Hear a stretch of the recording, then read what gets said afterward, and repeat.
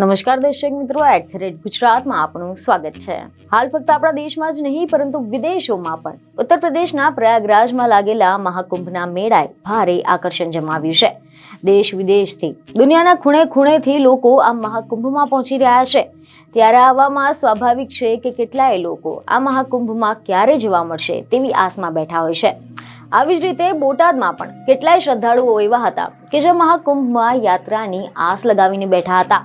ત્યારે આવામાં બોટાદમાં ખૂબ જ સરસ કોમી એકતાનું અનોખું ઉદાહરણ સામે આવ્યું છે કે જ્યાં મુસ્લિમ અગ્રણી દિલાવરભાઈ હામિદે 38 હિન્દુ યાત્રાળુઓને પ્રયાગરાજના મહાકુંભમાં મોકલવાનું ભવ્ય આયોજન કર્યું હતું। મહત્વનું છે કે 144 વર્ષે આ મહાકુંભનો મેળો લાગ્યો છે અને મહાકુંભમાં પહોંચીને ગંગામાં સ્નાન કરીને આસ્થાની ડૂબકી લગાવવા માટે લોકો પહોંચી રહ્યા છે। પરંતુ અનેક લોકો એવા પણ છે કે જો આર્થિક સગવડતાના અભાવના કારણે આ મહાકુંભમાં જઈ શકતા નથી। એટલું જ નહીં, ઓનલાઈન ટ્રેન કે બસમાં પણ રિઝર્વેશન પણ ફૂલ થઈ ગયા હોય તો તમામ સરકારી વાહનોમાં બેઠક વ્યવસ્થા મળવી પણ મુશ્કેલ બની રહી છે। ત્યારે આવામાં સમાચાર એવા મળી રહ્યા છે કે બોટાદમાંથી એક મુસ્લિમ અગ્રણી દિલાવરભાઈ હામિદ અને તેમના મિત્રો દ્વારા બોટાદમાંથી મહાકુંભમાં શાહી સ્નાન કરવા માટે પ્રયાગરાજ દર્શન કરવા માટે જે ઈચ્છુક લોકો છે તેઓને પોતાના ખર્ચે મોકલવા માટે ભવ્ય આયોજન કર્યું છે। બોટાદ શહેર અને આસપાસના ગામડાઓમાંથી આવતા લોકોને એક લક્ઝરી બસમાં વિનામૂલ્યે યાત્રા કરાવવા માટે પ્રયાગરાજના મહાકુંભ મેળામાં દર્શનાર્થે મોકલવામાં આવ્યા છે, જેમાં તમામ મહિલાઓ અને પુરુષોને અઠવાડિયાના લગેજની સાથે યાત્રા કરવા માટે તૈયાર થઈ ગયા છે।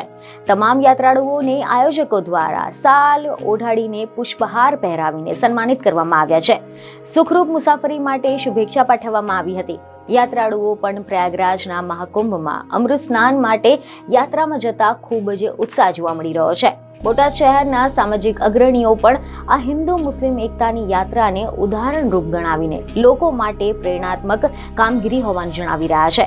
આયોજકો દ્વારા મીડિયા સમક્ષ પ્રતિક્રિયા આપતા એવી જાણકારી આપી કે બોટાદના વડીલોના મોક્ષાર્થે ગંગામાં ડૂબકી લગાવતા લોકો પ્રયાગ જતા હોય છે, જ્યારે મહાકુંભના આયોજનમાં અમૃત સ્નાન સાથે પિતૃઓનો મોક્ષ થાય તેવી પણ પ્રાર્થના કરવામાં આવે છે। ત્યારે દિલાવરભાઈ દ્વારા હિન્દુ ધર્મના લોકોને આ યાત્રામાં મોકલીને કોમી એકતાનું ઉત્તમ ઉદાહરણ પૂરું પાડ્યું છે અને તમામ ધર્મના લોકો માટે આ એક પ્રેરણારૂપ ઘટના છે તેવું પણ જણાવ્યું હતું।